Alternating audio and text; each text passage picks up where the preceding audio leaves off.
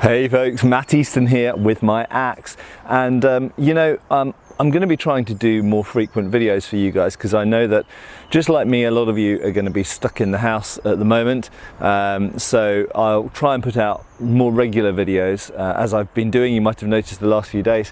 Some of them might be short videos like this. This is a really simple short video, obviously made longer by me talking at the beginning here, but I'm going to try and get out some more regular content for you guys.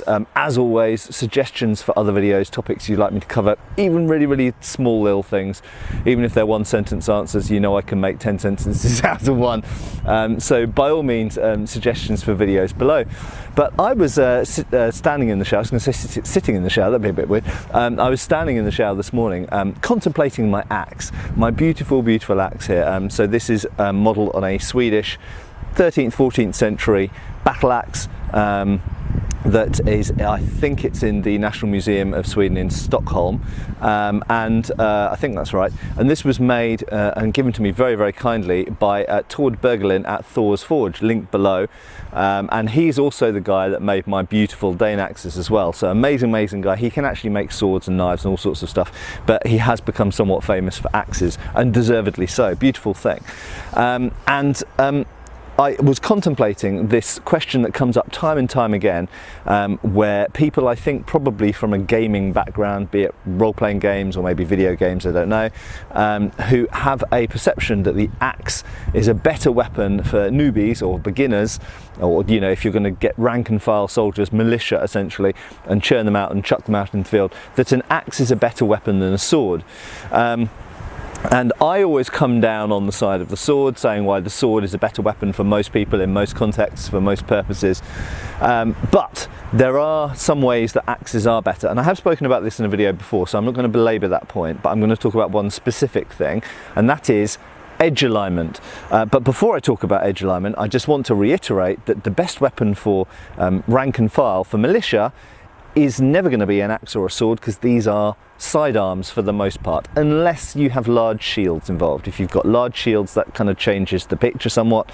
And indeed, if you've got people with very large shields, pavises basically, or even large round shields, then indeed at that point swords and axes can become primary weapons again. But as regular viewers of this channel will know, primary weapons in the medieval world and the ancient world as well are either pole weapons, so like spears and bills and halberds and partisans, things like this, pikes, or missile weapons, so bows, crossbows, guns, slings, and so on. So these are sidearms, and that is one of the reasons, incidentally, why swords, probably for most of history, have dominated over axes for most people, because swords are easier to wear. And it's as boring and as simple as that, is that it's much easier for most people to wear a sword, if you have access to a sword, than an axe. Axes can be somewhat awkward and painful to wear.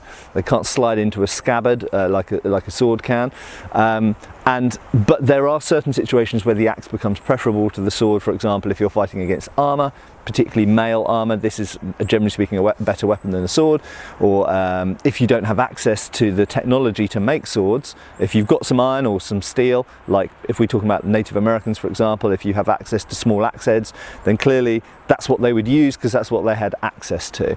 And even debatably in Scandinavia, so the Vikings are famous for using axes, and part of the reason could be to do with their effectiveness against armour and shields, and axes are good against shields as well, but also the fact that perhaps the amount of steel available wasn't huge at certain periods, and so it was easier to equip lots of people with these than with swords.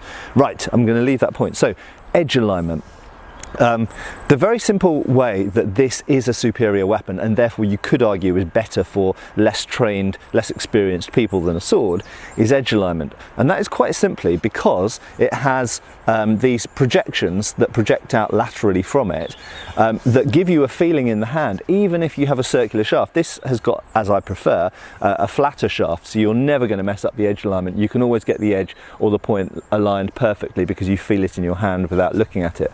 But When you've got projections from a sword, and this does to a certain extent hold true for the crossguards on medieval swords as well, when you've got projections coming out of a weapon, you can actually feel which direction the edge is pointing in. You get a similar effect with curved blades as well, and this is one of the reasons that I have always argued that people often feel or observe that curved blades cut more easily or better than straight blades.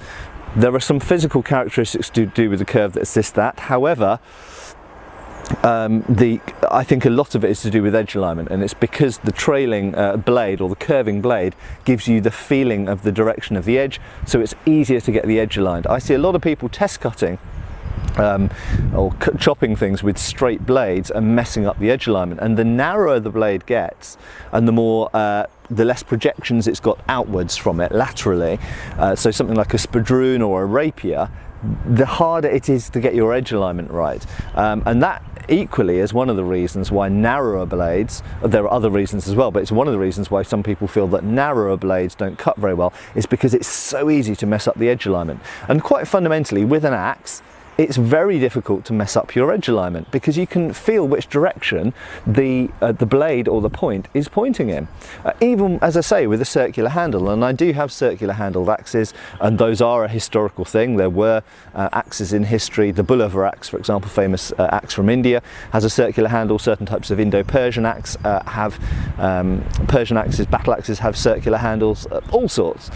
So you can put a circular hand on an axe. Certain types of tomahawk as well have circular handles. You can put a circular handle on an axe and you can still feel which plane the edge is in by virtue of the fact you have a projection sticking out of one side or both sides of that weapon.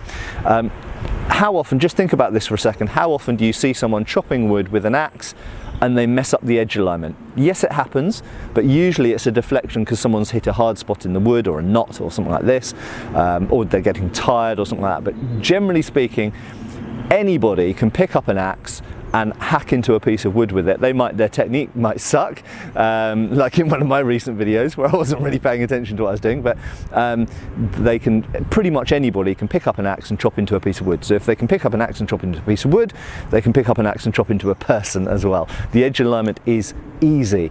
With swords, particularly straight swords and particularly narrow straight swords, that's not the case. It's easier, I wouldn't say it's easy per se, but it's easier to mess up the edge alignment, especially when you're in the midst of defending yourself, parrying, riposting and everything else.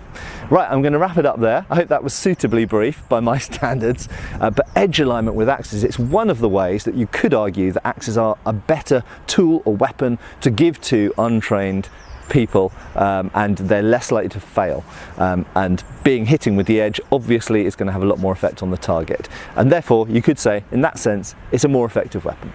Cheers for watching, folks, and I'll see you very soon for another video. Cheers.